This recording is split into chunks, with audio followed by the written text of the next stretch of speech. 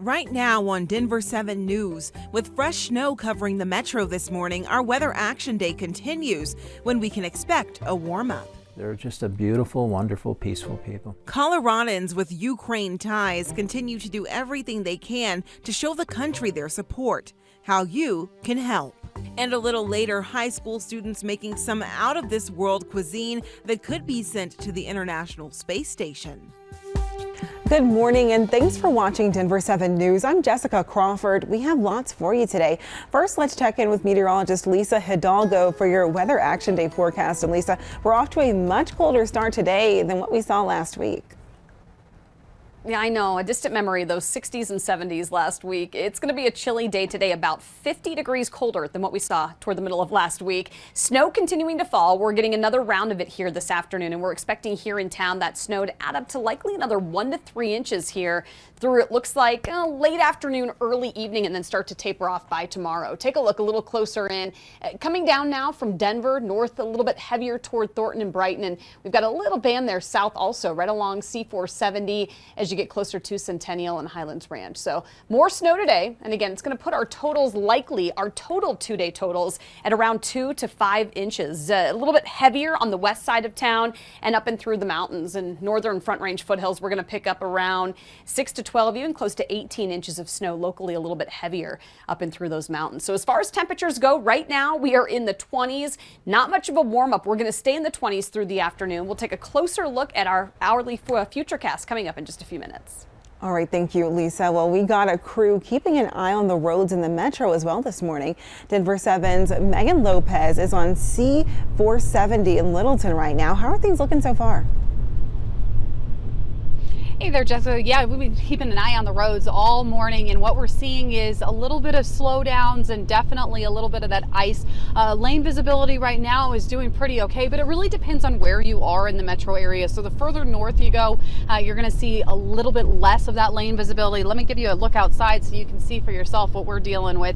This is C470 heading eastbound right now. Now, we are hearing about some crashes from CDOT, so here's a couple that I'm going to tell you about. We're hearing about one on C470 that happened about a half hour ago. Left lane closed near West Bowles Avenue and King Carroll. I didn't see anything when we were driving around that area, but there was one reported about a half hour ago. We're also hearing about some crashes on I-70 eastbound and I-25. 2 lanes closed as of 22 minutes ago near Evans Avenue. So what you're going to want to do is just take it nice and slow. Understand that these roads are going to be a little bit icy, and you know, this is a nice day to just stay inside and maybe drink some cocoa. That's what I wish I was doing. Jessica? All right, thank you so much, Megan. Well, a third round of talks between Russia and Ukraine are set to start tomorrow. This comes as more than 1.5 million people have fled Ukraine for neighboring countries. President Biden spoke with Ukrainian President Zelensky yesterday. The Biden administration says it's working closely with Congress to secure additional funding to help the country as Russian forces continue to attack. As people continue to evacuate, many others are staying behind to fight. We know why we are here. We know why we defend our country, and our guys that are actually standing there and fighting Russian military forces, they know what they are doing. Those guys, they don't. We know what we are doing, and that's why we will win. In the meantime, Russian President Vladimir Putin warning a no-fly zone over Ukraine would constitute a declaration of war. Both Visa and MasterCard suspending operations in the country. The U.S. State Department warning all Americans to leave as soon as they can. Colorado Senator Michael Bennet was on that call with Presidents Biden and Zelensky yesterday morning.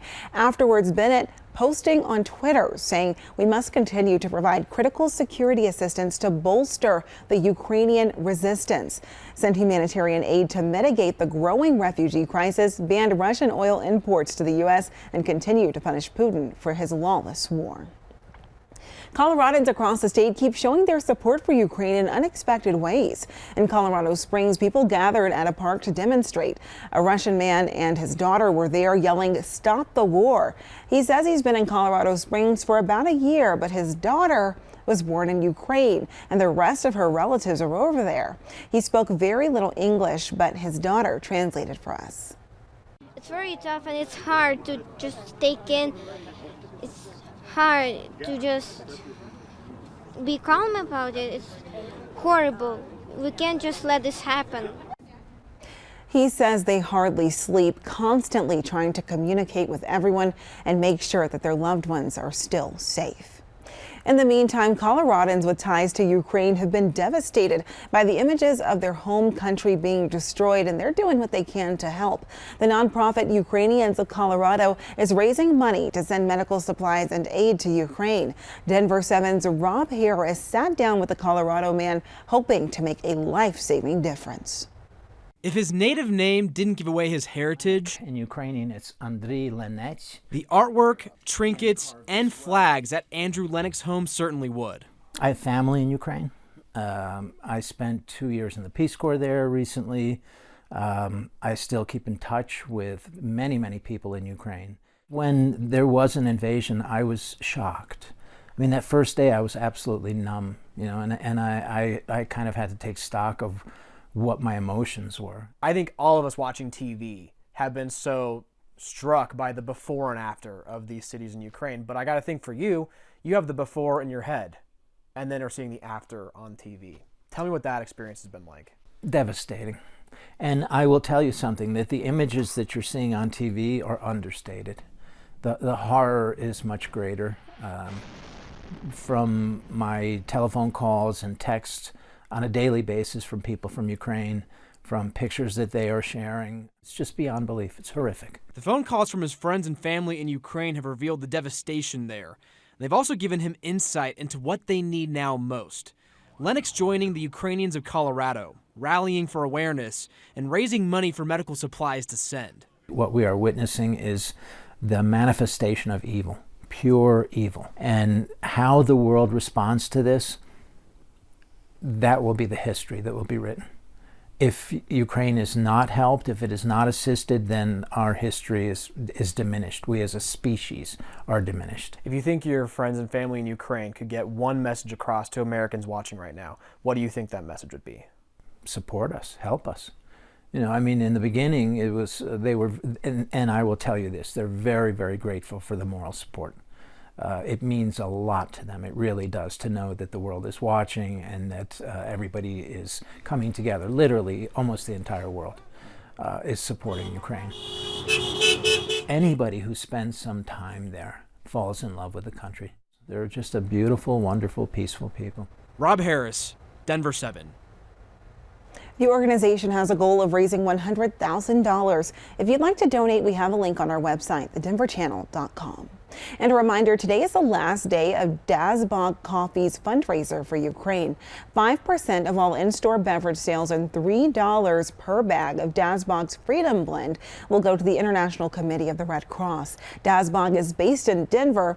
It was founded by two brothers in 1996 after fleeing the former Soviet Union in the late 70s. A new crime trend is hitting one Metro car dealership. Why owners are feeling helpless in protecting their property. We're back after this.